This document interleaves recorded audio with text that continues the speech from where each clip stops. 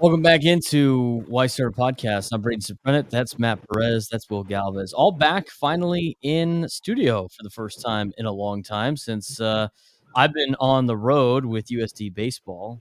Not on the road this week. They're playing at UCSD, so don't have to worry about that today. But it's good to be back. Good to be back in the lab, if you will. How's everybody doing today? Great. Back home, I guess we can call it. Home? I would say that.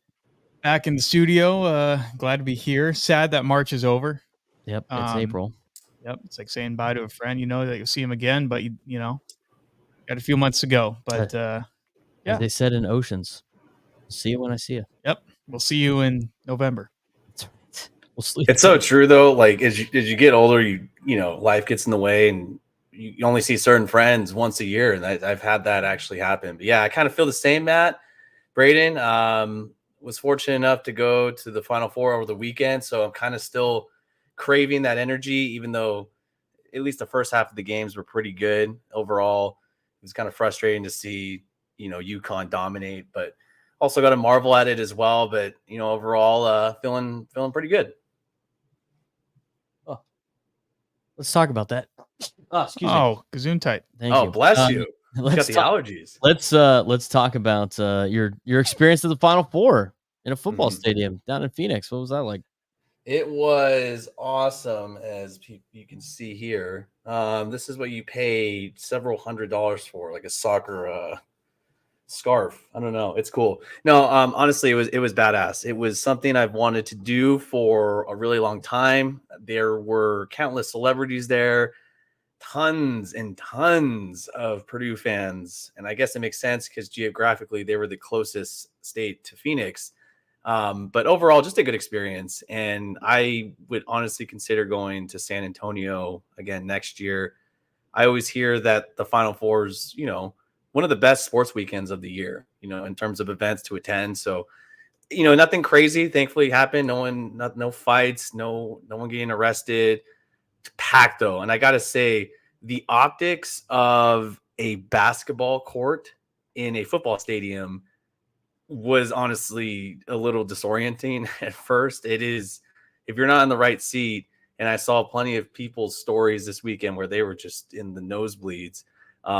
It is far as hell away, but it was honestly, I would recommend it for you guys. Like, you got to do one. You know, it would have been awesome if San Diego State was in, but regardless, seeing you know, the future repeat champ, it was quite the experience, and I would definitely do it again. Was that your first time watching a basketball game in a football stadium? I don't think I've ever seen a basketball game in a football stadium. You know, I think it was my first time. I've seen basketball games at Petco, on a ship. Not all for San Diego State. Yeah. I now that I think about it, no, not in a football stadium. It's just nuts because your mind can already pick out where, you know, especially if you've been to the stadium, where, like, you know, the 50-yard line is, where the sidelines are, where the coaches stand, all that.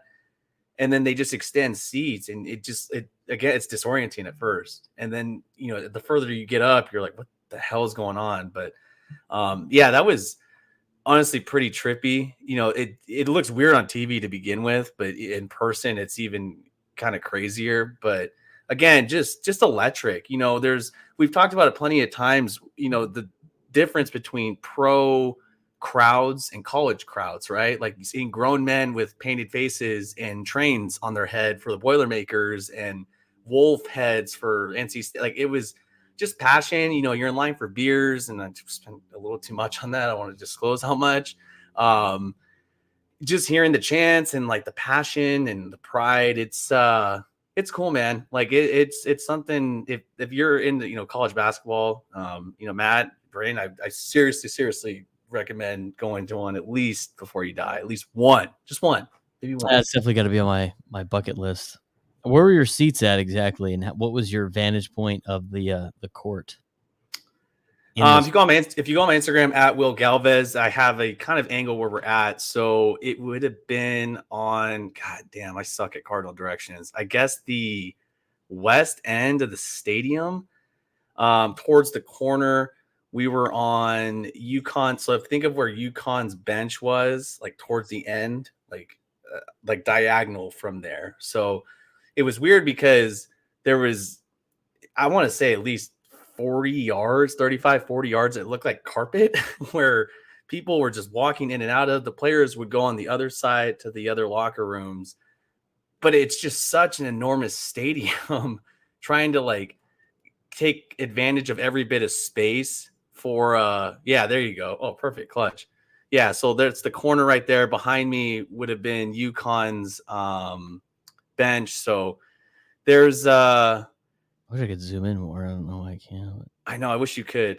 Like I said, so those people walking at the bottom right there, like there's just so much going. There's like a party going on right there, and it's like, yo, the Final Four is like 100 feet the other direction. So it was fun, man. It was. I went on. There was the solar eclipse. I don't know if you eclipse guys. So you're in this corner here. I mean, like when the game was on the other side of the court, was that like really difficult to watch? So it looks bad because of the phone. Not angles, really. Like, Grant Nelson had that crazy dunk for Alabama, that tall white dude. Like, you could see that from a mile away. And the crowd was, God, it was electric. So yeah, the pictures don't do justice. You got to be there in person. It looks far. It kind of does. Again, the space, it's so crazy, but no, it wasn't too bad. I mean, like I said, there was people that I knew that went that were just like miles in the air. I mean, they had like altitude sickness. That's how high they were. Like, and at that point, like, I guess it's fun. You can go, but shell out a little extra, and not to disparage anyone's economic backgrounds, but it was definitely worth it. Like being a lot closer and seeing the action, and seeing the screen above, and you saw like the TNT cast with Ernie and Chuck and Kenny. It was fun, man. A ton of celebrities too. Shaq was there. Deebo Samuel was there.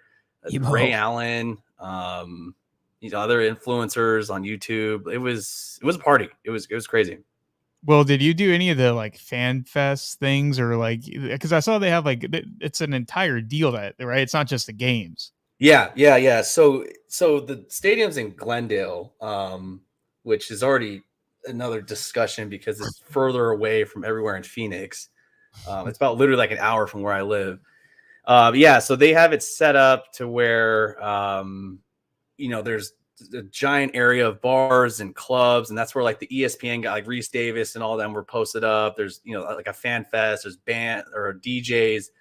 We didn't really do that. I kind of wanted to just be in the mix, so we got there a few hours early, saw them warming up, kind of walked around the stadium, got a couple drinks, and just really took it all in. I think if I were to go again, I would try to check it out. But dude, it's nuts. I mean, I think they said that it was like 75,000 people attended on Saturday. I mean, it was chaos. So like we wanted to just kind of get in there, avoid the stampedes and everything, and everyone rushing in. But seeing the part, there's street performers outside, there's food, there was pop-up shops, just in everything.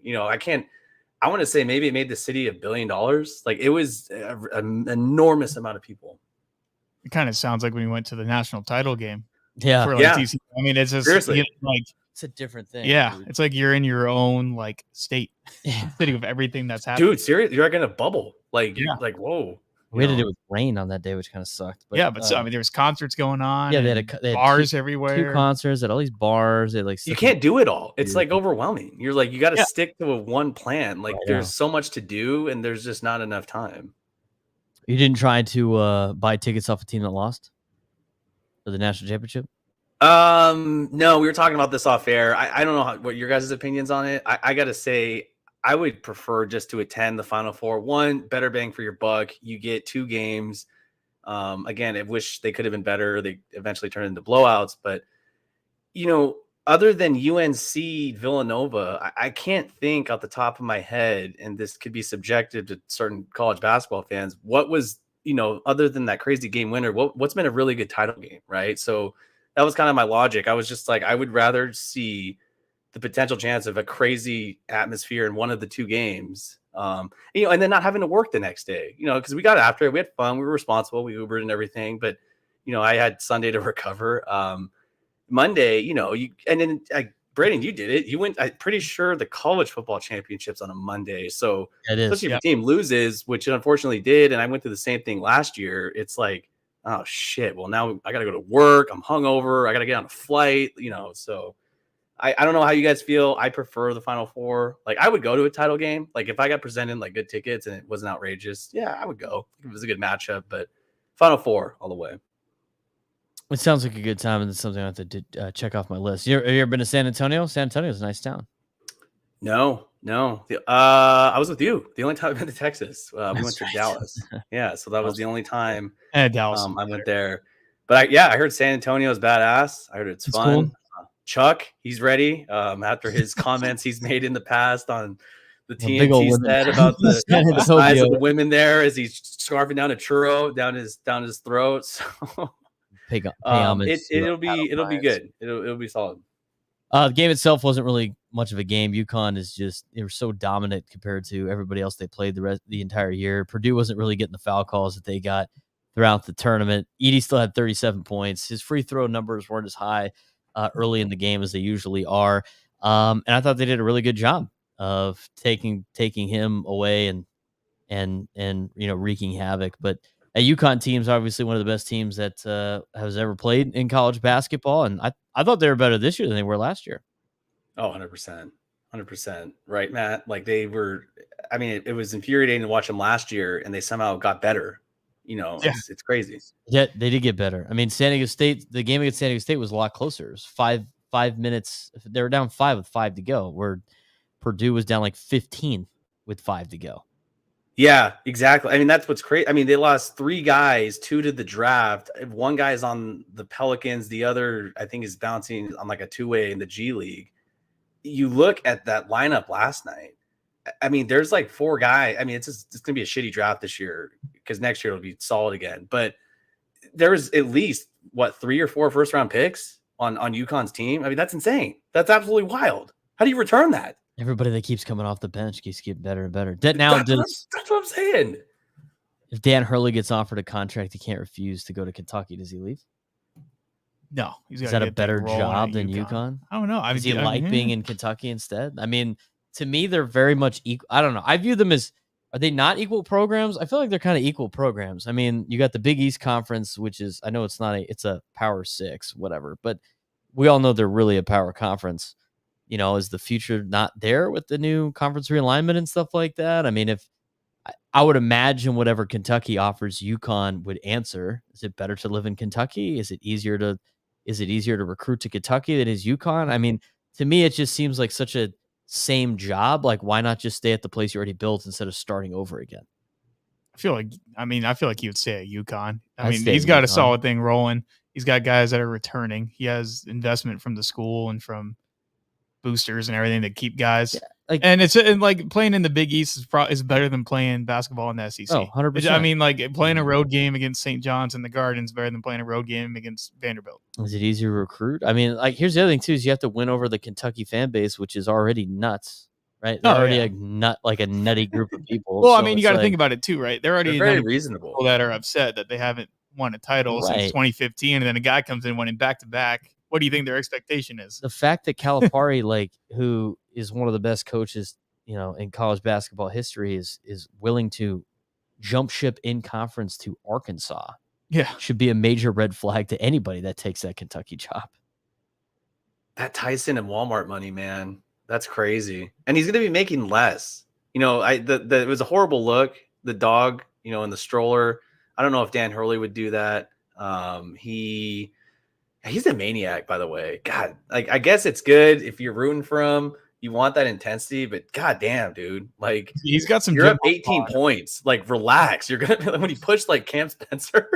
That was crazy. It's funny. The broadcast was like, "Oh, see, look, he calmed down." Like later in the game, he calmed down. It's like they're up 20 points. Of course, he calmed down. He's trying to think about what kids he can get into the game. He's not worried. Yeah, his son he'd be screaming at everybody. He was screaming at his son to dribble the ball out. I mean, I don't have a problem with Dan Hurley. The problem I have with Dan Hurley, the only thing is, don't be yelling. He yells at opposing fans all the time, regardless if it's justified or not. Just move on. Don't yell at opposing fans. It's a lose-lose for you. It's not a good look. I don't like it. And you're not going to get what kind of satisfaction are you going to get yelling at an idiot that's drunk in the stands? Seriously. I think it looks you're tight. winning at life. Like don't go down to the muck with the rowdy fans. That's the only thing that Dan Hurley does that I disagree with.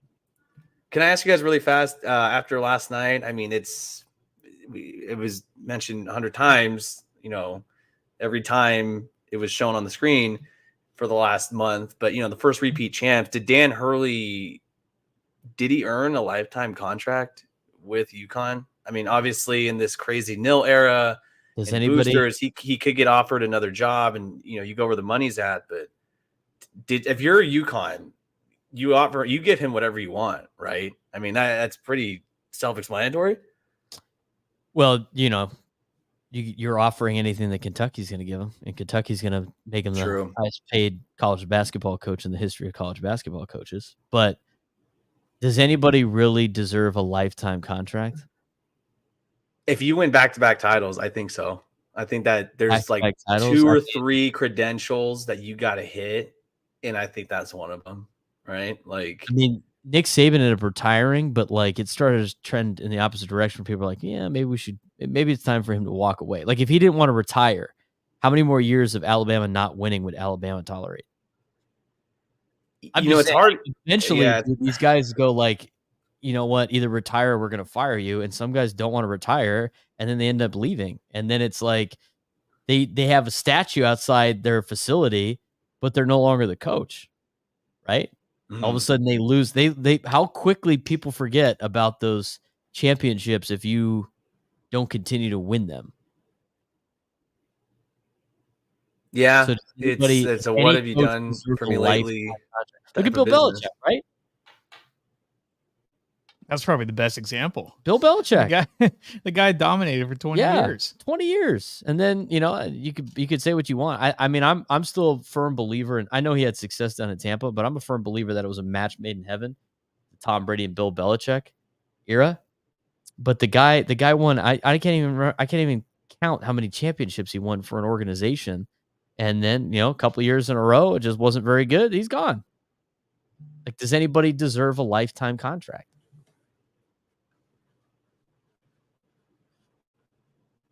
Anybody? I don't think so. I can't imagine anybody getting a lifetime contract. I mean, the thing that I think of is like with me being a Cowboys fan, and this was before my time, but Tom Landry was God, right? In Texas, and like 20 straight winning seasons. He has more winning seasons than Bill Belichick did. Yes, but as soon as Jerry Jones comes in, boom, he gets rid of Tom Landry, and they win 3. It's like you got rid of right.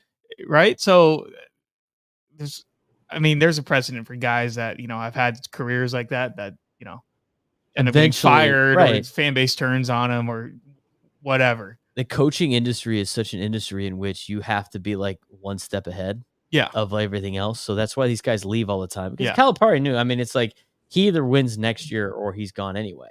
So you might as well jump ship while you have the opportunity to jump ship instead of being the guy that got fired at Kentucky. It's like, well, I had a better opportunity at Arkansas, and I can leave and I can kind of say, right. Well, it's kind of like the thing that he put on Twitter. He was like, "Oh, we've loved our time." You're like, you're able to. It's time to move on. Yeah, right. You're able to put a bow on it and go take money from so Tyson chicken nuggets. For all these coaches, right? It's either you keep moving place to place and getting a new contract, or if you found a place that you like, you stay there, and then when things start to go south a little bit, if you don't want to start over, it's time to retire, even if you're not ready to retire yet. Or it's hey, I built something so great, I want a new challenge. Where it's like Jim Harbaugh, right? Like, guy went to Michigan. He wants to go back to the NFL. Yeah, he was like, okay, hey, I want a new challenge. I want to start over. Or it's Bob Stoops, right? At Oklahoma. Yeah. Guy accomplished everything he accomplished at Oklahoma. They're about to move to the SEC. Things are changing, right? And he's like, I'm out. Yeah. And it was random. It was like, I can't believe he's retired. I'm out. And same thing like Lincoln Riley. Well, what's the deal with Gary Patterson? Yeah, the guy was Messiah. He was he got the only difference though with Gary Patterson is like he didn't win national championships. No, but that's how the only context. Loved he was. Oh yeah, no, everybody. I was gonna bring him up earlier, but to Will's point, Hurley won back-to-back national championships. If Gary Patterson won back-to-back national championships, he would never. I would still think he would never leave. There's a statue of Gary outside the stadium. Yeah. And he's going to be coaching at Baylor next year, right? He's not ready to retire yet. After he coached at Texas, guy's making his rounds. And he's just going to be at every Big 12 school, just every Texas school from here on out. But I can't blame the guy. I mean, it wasn't probably time for him to stop coaching. He was still a great coach, but like, TCU needed a change, and they needed somebody that was more hip to recruiting in this day and age. Like, Gary Patterson's a guy that's not going to kiss anybody's ass, especially 17 and 18-year-olds. Sounds like Dan Hurley.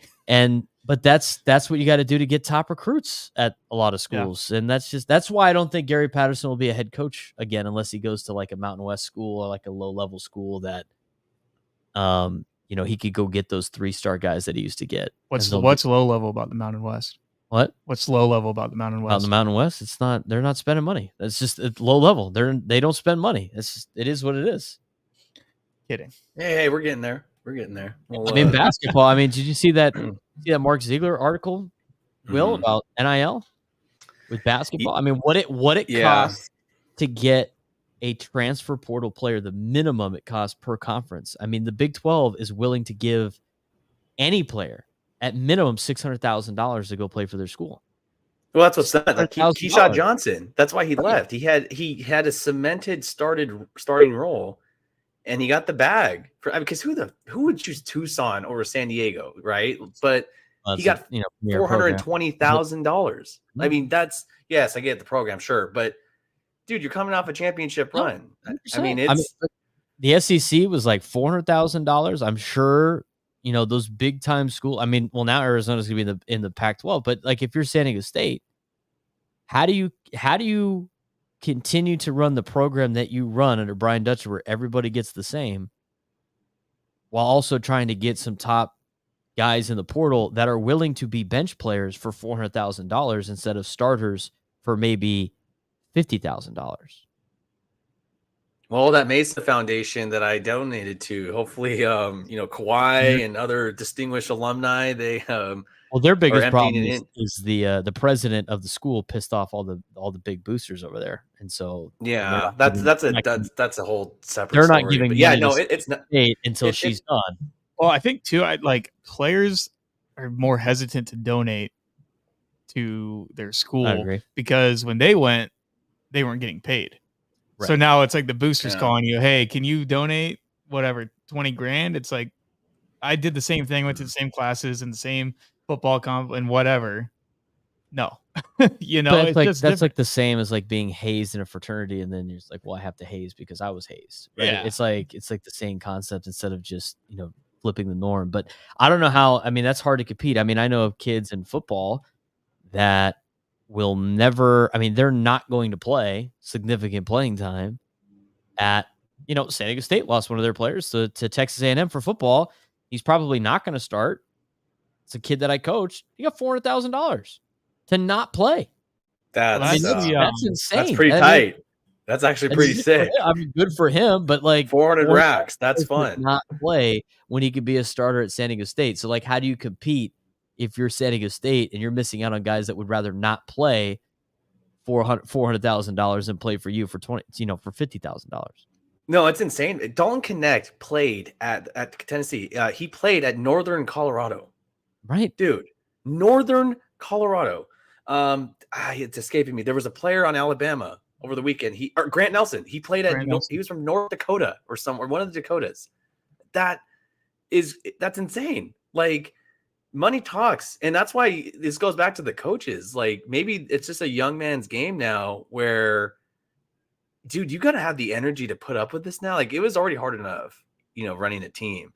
Now you got to have this. Like, you got to have a guy on your team, in your staff, that has to handle finances now. Like, you basically need like a finance director to handle, or an accountant. General manager. You need a general manager. A general manager. There you go. Yeah. That's where this is headed. That's what, like, I don't know if we talked about on this show, but what Trent Dilfer said, he's the head coach down at UAB, and what he's hearing about in the industry. It's like he's hearing that very rich individuals, like tech people, that can't, they got tons of, they're multi-millionaires, but they're not billionaires. So they're not rich enough to own a professional franchise, but they are rich enough to potentially own a college franchise.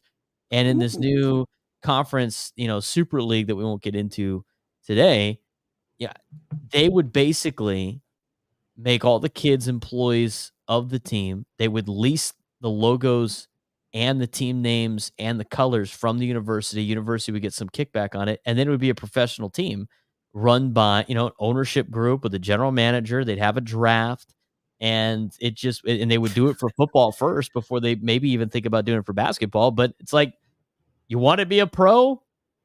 Here you go. You're a pro now. So I'm curious to see how that lays out. Do the kids have to go to school? Probably not. Will there be trades, drafts, stuff like that? Agents? I mean, you're a pro now, right?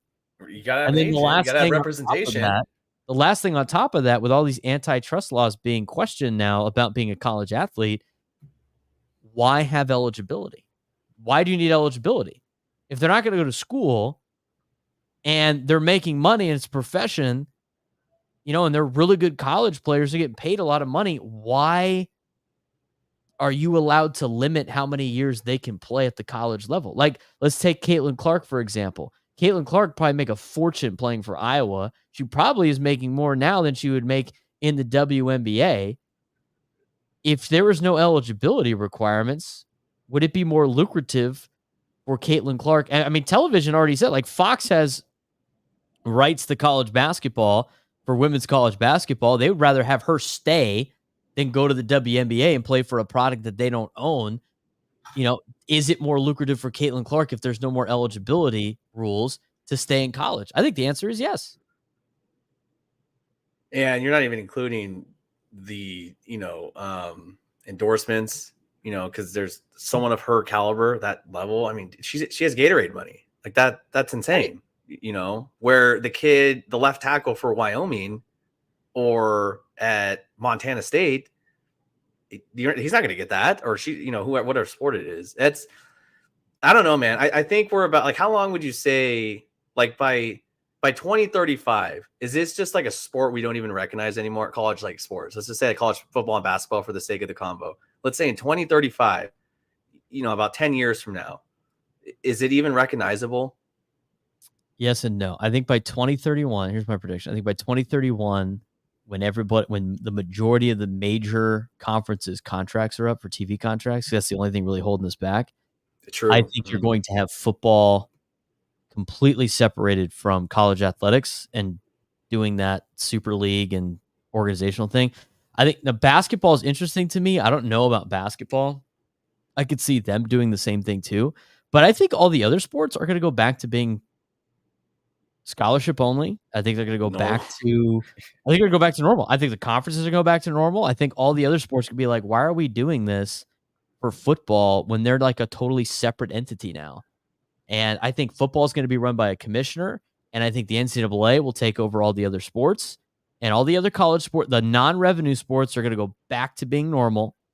And the money that the colleges get from the financing of their logos, their fan bases, maybe their stadiums for this professional college league is going to fund all of the non-revenue sports in college athletics. So it's going to be like, college athletics is going to be the same like it used to be. I bet you they all go to their old conferences. I mean, old conferences where it's all regional, so they could save money on travel. And then I think college football and basketball, maybe women's basketball, all become professional leagues. That's my prediction by 2030. Yeah, that's kind of sad when you think about it. Like, it's only a matter of time. Right. I mean, anything can happen. And I don't know. I guess enjoy the moment now. I mean, you're in a weird point now. I mean, all the best parts of college athletics is slowly starting to decline. What are your thoughts on that, Butch? Well, yeah, I mean, it's like, for me, that, like, because Washington State's getting whatever deregulated, I guess you want to call it, down to WCC, Mountain West football. But it's like, you have a basketball year like this where it's like you beat, Arizona twice, and you're in a tournament for the first time in 16 years. And I saw it on Twitter too from like Coug fans. It's like, you got to enjoy the moment while you're in it, right? Like, don't worry about like guys that are going to go in the portal or whatever conference you're going to be in next year. But it's like, just like going through like each game and like taking it for like what it was, it made the season so much more like enjoyable. Where it's like, okay, now I can worry about it per se, but it doesn't ruin my fandom of my school. I mean, that's Right. where I went, so it's not going to change in that level, I mean, if they turn it into the pro league, basically with, 80 schools in, D1 college football, but it's like a paid league, was that just going to be your favorite team? The one that has the Butch logo on the side? Yeah. I probably. I don't know how that. I mean, I'm sure the NFL's trying to put this together too. I mean, it's the thing that's going to be interesting. It's if you're going down the rabbit holes, do the NFL teams have programs that they pick up that are their feeder teams that they can pull from during the season or whatever? Like like that creates such a mess. As a Cowboys fan, are you also watching like all the teams that are Cowboys teams about future Cowboys if they don't do a draft? I mean, I think that's a very interesting concept as well. Like being a Washington State guy, right? You're going to watch the Cougs, but then let's say the entire state of Texas, all those teams are products of the Dallas Cowboys. Are you watching Texas games? Well, I would have to. I got to see what's right coming my way. Would you watch that? Year. Would you watch that more than Washington State games? No, because they don't play for my team yet. They don't play for your team. I mean, same deal as asking me, do I watch the San Antonio Missions? Yeah, but it's not like you have I see how they're doing. But you don't have a current team that's competing with the San Antonio Missions. You know what I'm saying? Well, no, but I mean, Washington State playing Baylor, and that doesn't happen. Right. But I mean, it could in this league. Theoretically, you could have like Washington State would be the feeder for like the Seahawks. Well, I'd still want them to win every single game. Right, but then like when they're playing, it'd be an interesting concept of like them playing the future Cowboys. It's like you get to watch the future Cowboys, but you want Washington State to beat them. Like it's there's no way players wouldn't have any impact on the actual Cowboys current season. Yeah, so it would be getting called up. Yeah. Top draft pick quarterback for Baylor that's in the Cowboys system. That's like the number one prospect, and Dak goes down, but in the game following, he's playing Washington State. You're just praying he doesn't get hurt. Oh yeah, you get Tony Pollard on the Phantom IL, right? And it's like, wow, why did he go down with a little cap strain? You have some interesting stuff with that, but that's a wild concept. We spent a lot of time on college athletics. We do want to talk about Major League Baseball as well. Do we want to touch on the Masters this weekend? You want to get your picks in, Will? Yeah, no, it's I'm excited. This is the Masters are always a good time. Hopefully Tiger can make the cut. Yeah, a couple picks. I mean, we won't spend too long on it. I definitely I have a question about the Masters for you though, for both of you. It's kind of a life decision question. Ooh, life decision. Keep an eye. Brooks Koepka to win outright, 18-1. Will Xander Schauffele to play his top 10. That's plus 140. And then Will Zalatoris plus 750 to finish top 5. Keep an eye on that. Easy. Yeah. So, what do you want to? So those are all your picks. Yeah, I mean, we won't spend too much time on it. We have other things to get to, but the Masters rules. I love it. I used to skip class to watch it. I would love to go. I have a buddy that's going on Friday. Hopefully Tiger makes the cut. There's a lot of things. If a live guy wins the Masters, is that a pretty or ugly look for the PGA? If it's like Brooks or John Rahm, who could repeat. He hasn't really played a 72-hole round, and I think since last October.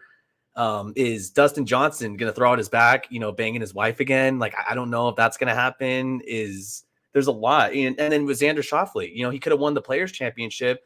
He's starting to develop this reputation, unfortunately, on a national scale that he can't get it done. I mean, he could have easily won that tournament, and you always see his name, at the top of the leaderboard, like top 3, and he shanks a drive or misses 3 putts, hits it into the water. So, there's a lot. Scotty Scheffler is his kid going to be born? Like, obviously, you're going to miss it. That's what I was going to. Oh, okay. All right, go for it. Yeah, tee it up. Let's skip Perez. What picks do you have for the Masters? No, I mean, I'm not a big golf bet guy, like Willis. But I mean, I'm fired up for Thursday and Friday. I mean, just seeing like the pairings that we got, right? Like Will touched on a little bit with Xander. I mean, Xander, who's a top 5 golfer in the world, to match up with the world number 1 and the world number 2 with Scotty Scheffler and Rory McIlroy at the Masters. I mean, that's like an insane pairing, right?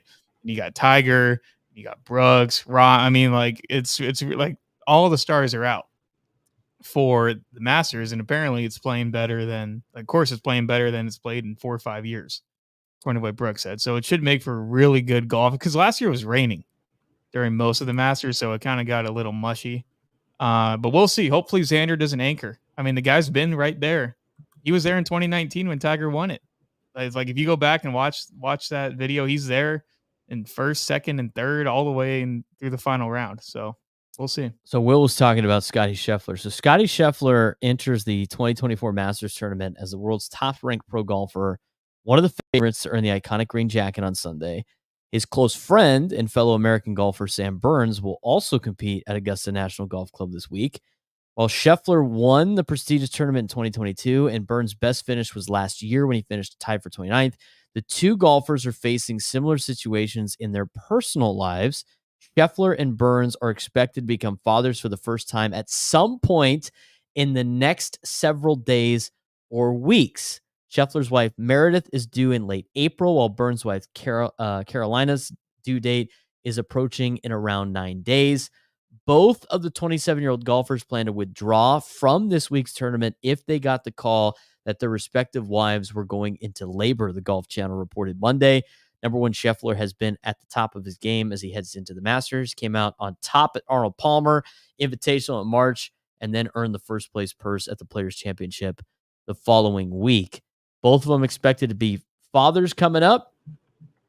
Interesting enough. So my question is for you.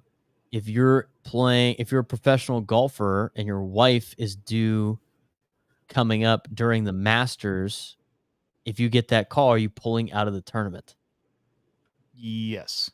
Especially if you're Scotty. I mean, you've already won it. You're going to be back at the Masters every year that you're able to play. That one's right? Definitely an easier one right? for him. And it's like, I mean, and even if you're Sam Burns, I mean, the guy's a pretty legit like golfer. This is not his first rodeo at Augusta. So it's like, I mean, you're only going to, I mean, this is probably their firstborn maybe, or I mean, something like that. But like, you're going to have more grounds at Augusta than you are watching the birth of your child. I mean, unless you're like an amateur or something where it's, hey, man, this, see, that's this where might be it, right? Or if you're, this might be the last one. But I think for sure, dude, if it's like the birth of your child, you got to go. Yeah, I mean but that's just me. Like I'm not one of those people that like expects professional athletes to give up. Like it's for the game, for the betterment of the game. Like I'm not like Boomer Esiason that's sitting there going like, oh, you should have scheduled a C-section. Like I think that was just ridiculously that's inappropriate. A football guy take. That's so inappropriate. Like, oh, you can schedule it around. It's like, come on, dude. It's just a game. It really doesn't matter. I know it's your job, but the reality is everybody's job, they're going to get paid leave to go, watch the birth of their child. But I think certain circumstances are like kind of, but most of the time when you see like a Super Bowl or like a World Series or something where that seems to be part of the equation, they usually play the game and then immediately bail as soon as they have to. Yeah. Right? It's hardly ever like in the middle of them playing in the game. But I do agree with you. Like for Scheffler and Burns, I totally understand them dropping out. I guess dropping out instead of pulling out of the tournament. But like as you said, they didn't pull out. I knew he was going to say it eventually. That's why I wanted to stop because Craig said it earlier today on the show. But anyway, if it was like an amateur that like got the invite to go in, it's the first time ever or whatever, I think that's a way tougher of a decision. Well, then you win the Masters and you have another child in 9 months. There you go. Yeah, there you go. Problem solved. You got to see the birth of your child. You got to. I know. I don't even have kids. Like it would be so. I can't even think of the correct adjective to describe someone. Like you'd be the crazy golf guy. No, I gotta stick with the Masters. Like no, dude, you gotta go see the birth of your child. I mean, it's unfortunate that you conceived at an unfortunate time. But you would be in the doghouse for life. just forever doghouse. Well, you know what would suck too? Let's say like the kid's born and then homeboy misses the cut, right? Like he just plays like shit, and then it'd be different if like what gets interesting is if you're in the lead going into Sunday, then it's like whoa, but still you got to take the kid. Come on now, like you'd be just a psycho if you didn't. right? Like, I don't know. 100%. I think it's an easy decision for these two guys. I think it becomes a lot more difficult for a guy that like this might be his only chance to play at Augusta. Yeah. And I mean at a professional level, not like one of us is like, hey, you want to go to the Masters? You want to go play Augusta? And you think Ron would skip out in National City, see the birth of his son? I don't know. Ron's a diehard, my guy. He's a crazy golf guy. He's a crazy golf guy with his Dodger slides and everything. He's committed to the city, committed to the game, to the grind. But yeah, that's the only time I would say. Like, is there any major sporting event for an athlete where it'd be justified for them to miss the birth of their child?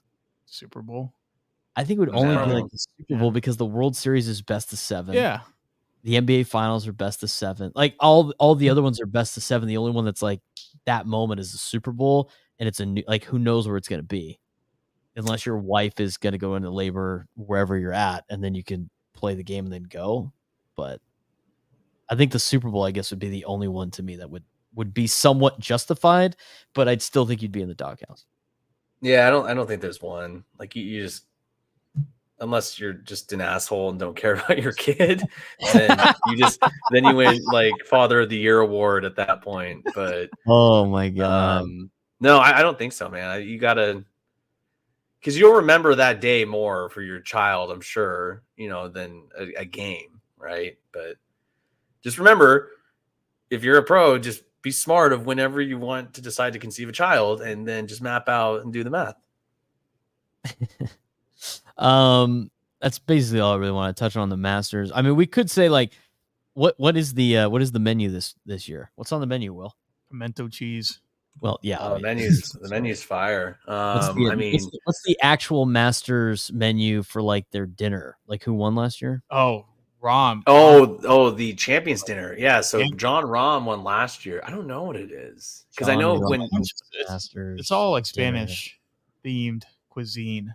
What did John Rahm choose for the Masters deal? Let's see what we got here. Champions Dinner. Like, I know last year Scotty Scheffler chose like a Chili's menu. Like, he just had sliders and French fries and chips and salsa, and like, which is not bad. Chili's is awesome. Where's the? I don't know. I can't menu. I completely forgot about that. I'm sure it's good though. I mean, dude, they hired the best chefs to do it. Like, I remember when Hideki Matsuyama wanted, his menu was unreal. It was like sushi. Yeah, it was it was amazing cuts of fish, Tigers had some good ones. Like, it's awesome. I mean, I trust Rahm's taste. Rahm looks like he likes to eat. He's a pretty jacked dude, so I'm sure it's going to be tasty. Yeah, Rombo doesn't take any jokes when it comes to food. The extensive meal starts with 6 options for tapas and pinscos, Spanish words for starters and small snacks. Acrid-fed Iberian ham cured pork loin. Idiazabal cheese, black truffle, Spanish omelet, onions with confit potatoes, spicy Basque chorizo and potato, Mama Rahm's classic lentil stew, creamy chicken fritters with confit potatoes. That is the appetizer portion. Main course, they could choose between chuleta a la parrilla, a Basque ribeye steak with Tudela lettuce and piquillo peppers, or rodaballo al pilpil, a typical fish dish from Basque country with turbot and Navarra white asparagus. And for dessert, Masters champs will dine on milhoas de crema y nata puff pastry cake with custard and chantilly cream. This sounds like one of the Spanish videos we had to listen to in high school when we're like Spanish. It's like one of the ones I made like in high school. Meanwhile, last year, Scotty Scheffler had cheeseburger sliders and chocolate chip cookies on his he had cheeseburger sliders and firecracker shrimp, warm tortilla soup garnished with avocado, crispy blue tortilla strips, sour cream, cilantro, and lime, Texas ribeye or blackened redfish, traditional southern sides of mac and cheese, jalapeno cream corn, fried Brussels sprouts, and seasoned fries, served family-style, gooey chocolate chip cookies served with a warm skillet with milk and cookies and cream. Yeah, that's Chili's. I mean, that's literally, it's amazing. Good for him. Like no ads here, but yeah, I'm sure it was really good. I want to give a shout out to Nick Faldo, 1997. Fish and chips. Simple. Fish and chips is delicious. That is fantastic. I love fish and chips. That's a great, that's a phenomenal meal. call. Hideki Matsuyama, sorted sushi, sashimi, and nigiri. It's amazing. Chicken skewers as appetizers, miso glazed black cod, Japanese strawberry shortcake with whipped cream and strawberries. Your boy Dustin Johnson had pigs in a blanket for an appetizer, and lobster and corn fritters, house or Caesar salad, mashed potatoes, and spring vegetables, filet mignon, and miso marinated sea bass, peach cobbler, and apple pie with vanilla ice cream. Tiger Woods. It all sounds good. Like it would be hard for them to butcher a meal. I've wondered in the past, and I haven't read deep enough into it because it's all really good food. But like, what if a guy like got sick from one of the champions' meals, and then it'd be subsequently played like crap, no pun intended, the next morning or next couple days? I don't think that's happened, knock on wood, because that would be terrible. Like, you get an invitation to the Masters and then you're shitting your brains out and you can't, compete and you have to withdraw. Like, that would be the absolute worst. That always brings up the question, like, what would you have on your menu? Which I think is very interesting, but we kind of did that when we drafted our own like food items, right? I would imagine it's probably the same, something very close to it. Or are you going fancy, Will? Oh man. It's so hard. It's either going to be a really nice cut of meat, or growing up before sporting events, and I just did it as a kid and stuck to it really until I stopped playing competitively. Gotta have carbs. Like, I love pasta. I love spaghetti. I love something Italian, maybe. Like, you gotta get the, carb intake going. So I'd say one of those two. I mean, it's too hard. And then the dessert, some sort of delicious ice cream, I'd say. I like that. Let's talk about some Padres baseball. Padres had a huge win last night. Came back from 8-0 down. All of our group chats were like, this team sucks. And then all of a sudden they pulled a comeback out of their ass. That is one of those comebacks, by the way, that could really propel a team for a couple of weeks with momentum if they can take advantage of tonight, which will start in about 13 to 15 minutes or so. How do you evaluate how the Padres have been playing so far, Matt? Perfectly mediocre. 100%. I mean, it feels like it's a win one, lose one, win one, lose one. Win the first 5 innings, lose the last 4, or vice versa. The two biggest things that I see that I'm concerned about, and these are things that you'll figure out with time, of course, is bullpen usage, figuring out the right spots for the right guys outside of like Suarez, maybe like Tom Cosgrove. Like, you kind of know like who they are. Yeah, right? Tom Cosgrove's the guy that comes in to face a lefty, and Suarez Bob's the guy to shut the door. Right. And then, I mean, you gotta decide what you're doing from the 5 to 8 spot in your lineup. Because I think you have 1 and 4 figured out. At least I hope you do. And then I would like to see Merrill stay in the 9. Same. I think he's been batting 8 the last 2 days. I mean, I don't mind. I'm not crazy about it, but I'd rather have him bat 9th. I'd rather have him bat 9th. I mean, he's a 20-year-old kid. You can kind of hide him there. And he serves as that second leadoff guy, right? He's got speed. He has a good eye. He has 100%. Good contact. The thing that scares me a little bit, though, about him being 9 and then Xander 1, that's a guy that hits a lot of ground balls. Never. Right? It's into a lot of double plays. So that's where I would maybe want to see Fernando in the 1 spot, but it's not that big of a deal. But the bigger issue is your 5 through 8 between him, Profar, Campusano, and whoever your 3 backers. Probably Tyler Wade for the foreseeable future. Here's the deal in terms of the lineup. Now, and this is my opinion on the matter, the reality of the situation. To me, in a playoff lineup, your 7, 8, 9 reality. I mean, your 6, 7, 8, 9 are like Luis Campusano. It's probably like it's hard with Luis, but your 7, 8, 9 are like Jake Cronenworth's like your 7 hitter. Ha-Seong Kim's like your 8, and Merrill's like your 9. Yeah. Like, if those 3 guys are on a playoff roster, that's where they're hitting. And people always go like, well, Jake Cronenworth's doing a great job. He is doing a great job. But on playoff teams, that guy's batting 7th. He's not batting 3rd. Third are like superstar type guys. And to me, it's like, I really think this team is missing like the middle portion of their order. Yeah. Because I think Fernando is a leadoff guy for sure. I think he could bat leadoff. I know everybody wants to talk about, well, I want him driving in runs. And as Matt Perez has alluded to multiple times, that's a factor that doesn't necessarily involve him. No, it's I mean, totally arbitrary. It's a stat that like he has no control over who's on base when he comes up to bat. Right. It's like driving in runs is a skill, right? It's kind of situational hitting. Some people are good situational hitters, some aren't. Right. Eric Hosmer, good situational hitter. The guy could drive in runs, but it's because he was hitting 4th and he had Fernando and Manny on base. Right.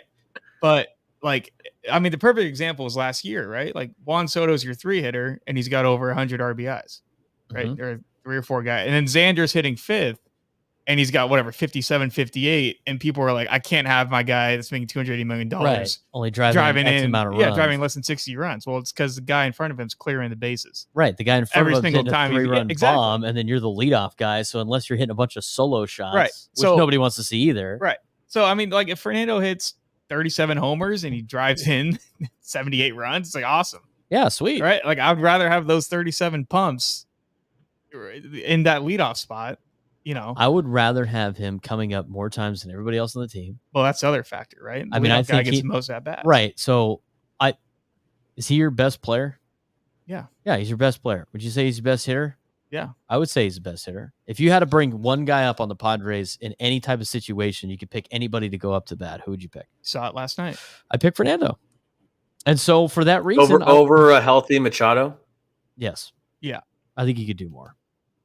Man, he's getting up there in age. I mean, even like him healthy is just whatever. I mean, Fernando's just insane. But I want that guy up as many times as possible. Mm-hmm. The other thing that I love about Fernando being in the leadoff spot, I've said this multiple times, is you don't know what he's going to do because he doesn't know what he's going to do. He is such a wild card. People are afraid of him at the plate. They're afraid of him on the base paths. I mean, you put him on base and you can only pick over 2 times. The pitcher is more worried about who? Him or the guy at the dish?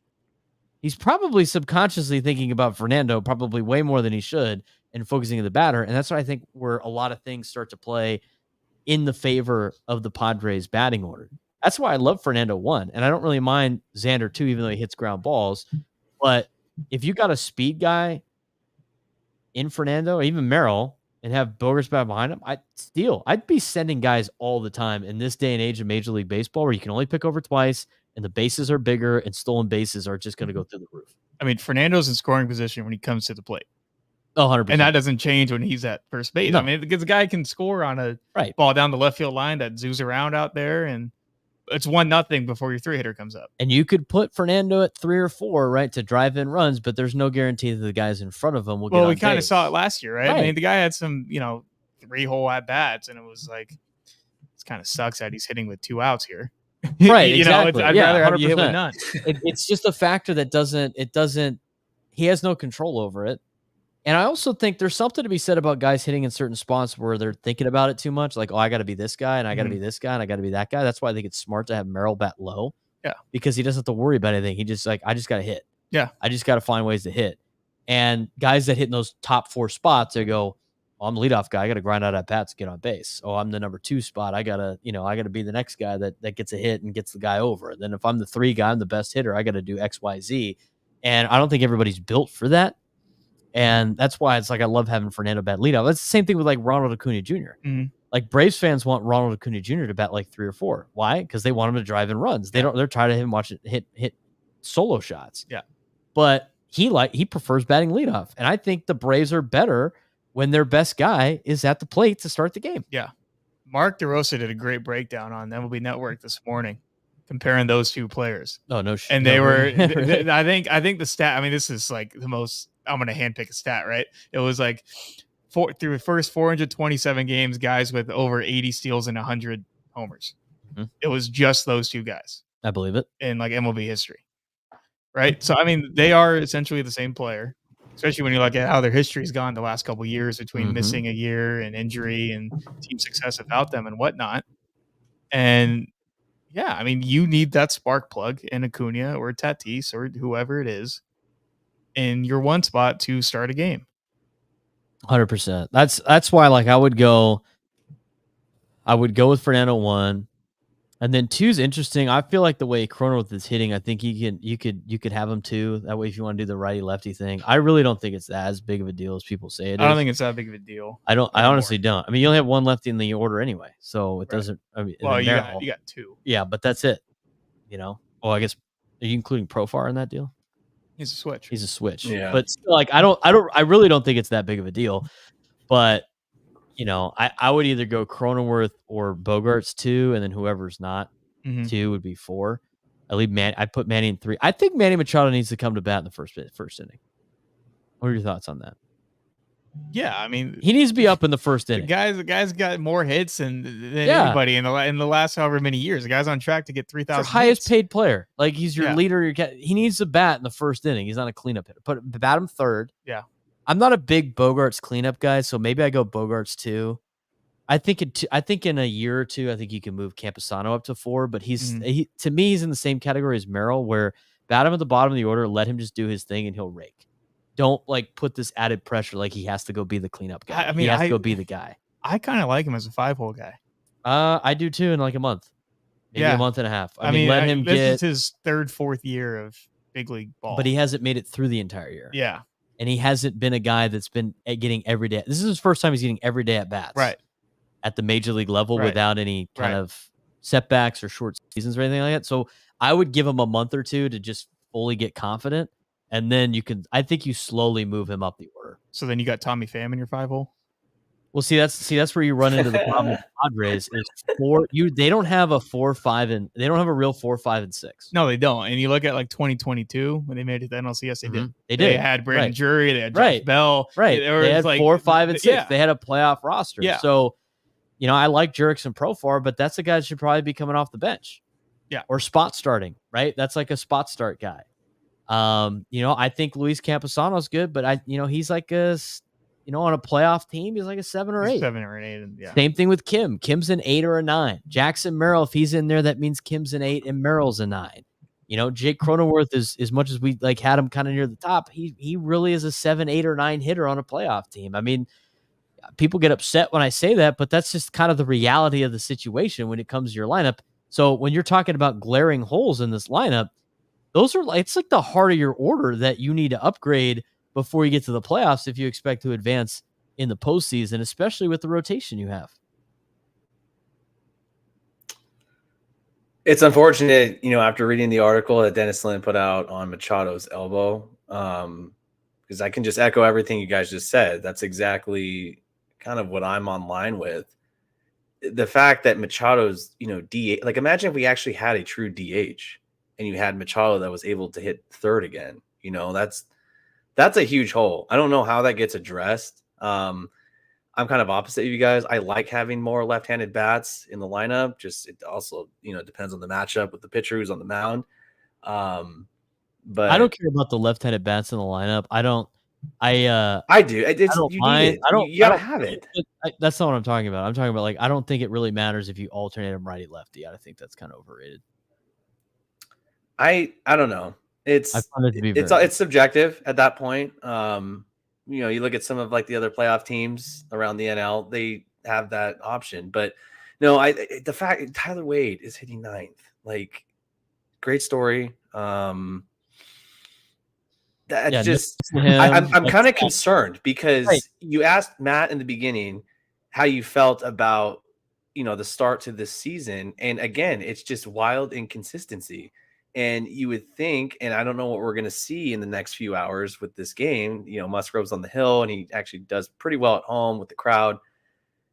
You want to see another convincing win, right? Like, I don't want to see the Padres down 3-0, which I can almost see in my mind's eye in the bottom of the 3rd inning, right? Like, and then we're clawing back, and it's nice that there's fight because last year there was 0 fight in this team.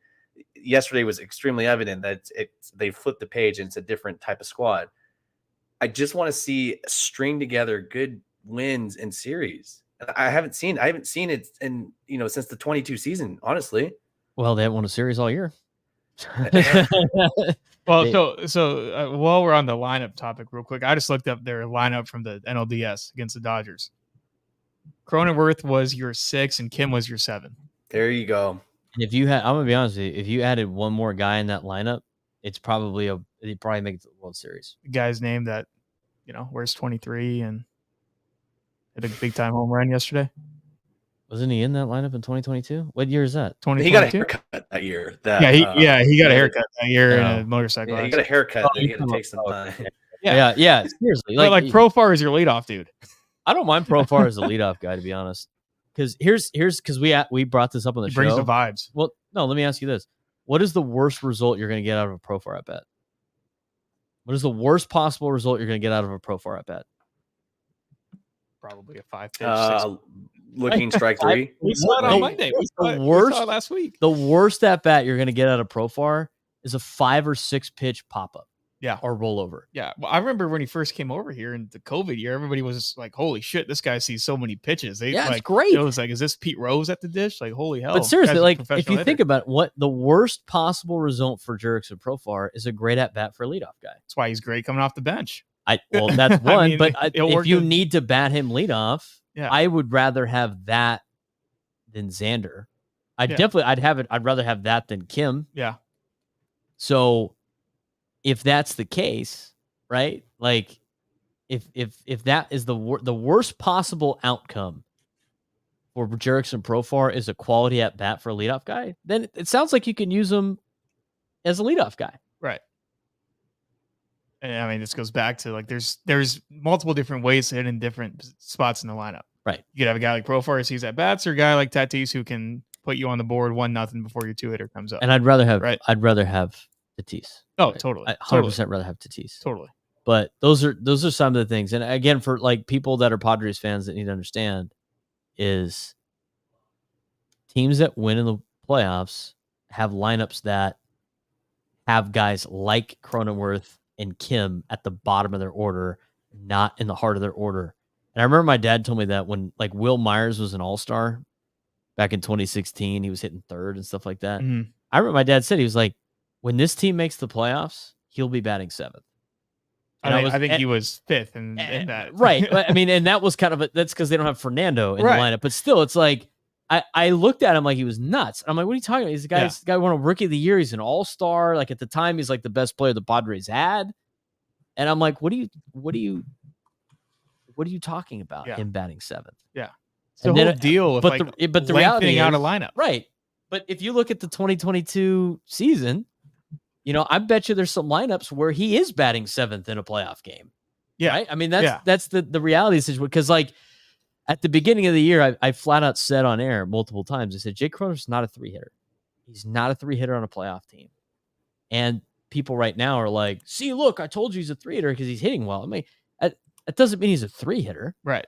I mean, he's doing well right now. And I love that he's doing well because if the Padres want to be good, he has to do well. But if the Padres want to win a World Series, that guy's batting 7th or 8th. Mm-hmm. That's just the reality of the situation. I mean, we could sit here and fall in love with ball players all we want, but the teams that win are the teams that have guys like Cronenworth batting in the lower portion of the batting order. I mean, after the trade deadline, look at these lineups. They're like all-star teams. It's ridiculous. Oh, yeah. Ridiculous. So I think the thing that's interesting to me right now with the Padres, they haven't signed Tommy Pham yet, but the other thing too, it's like the longer I'm curious if them giving Pham $3 or $4 million prohibits them from making a couple of big moves at the deadline if they need to make those moves. Because of the luxury tax. And that's the reason why they haven't signed him.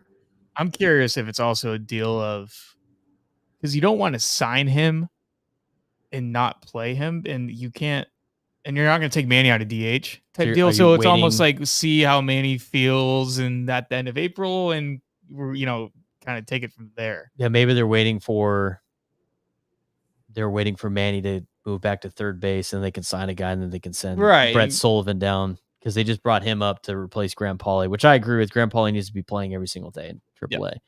Yep. Not swinging at that could be the time. I mean, Brandon Belt's still available, but he'd be more expensive. I'd rather have Pham. I mean, we've had people MF us for even thinking about bringing back Pham, but it's like I'm tired of the Pacers jokes. I don't really. It's so old at this point in time. Yeah, well, I'm just. I It's didn't just say like anything.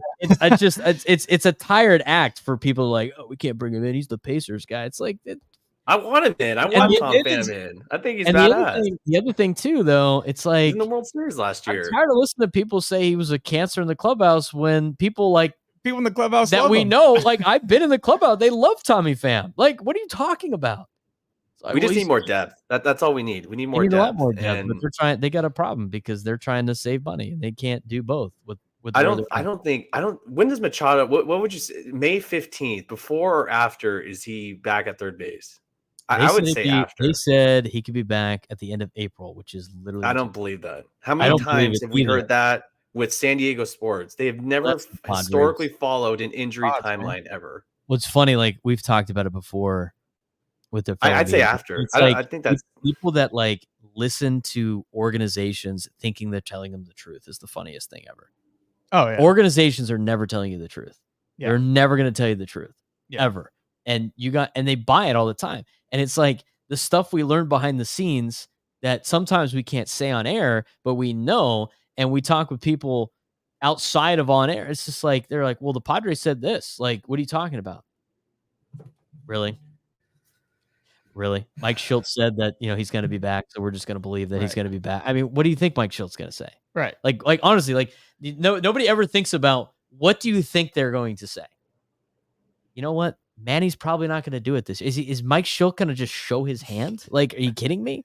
It was the same thing with, and we're going to wrap this up, but that was the same thing with, did you guys hear the press conference after the Padres beat the Dodgers, after they lit up the new Yamamoto? They had Xander and Cronenworth in the press conference after the game. And some reporter had the audacity to ask them, what were you picking up on Yamamoto that made it like that where you were able to hit him? Like, what was he tipping for you to be able to hit him? And Xander responded with no. and then Jake Cronenworth gave the most stereotypical answer, like, we're just trying to put together good at bats, like looking at good swings, not trying to do too much. But it was like the guy was asking, what did you guys notice out of Yamamoto that you were able to tag him? And I was sitting there going like, why would they tell you? Like, this is a guy that just signed a contract longer than the span of Earth itself to be on your arch rival, and he's making his first start, and you're like, you know what? Yeah, when he does this, he throws a changeup, and we tagged it. Like, what do you think he's going to say? There's a lot of times common sense doesn't apply to the media when they're asking questions like that, and that's very evident right there. It does not. We ran a little late. The Padre game is starting, so we got to get going here. That's Matt Perez. That's Will Galvez. I'm Braden Suprenant. Please join us next week. We'll dive more into some Padres baseball. We got lots of other stuff to talk about. Thanks again for joining us on Why Start a Podcast, and we'll see you guys next week.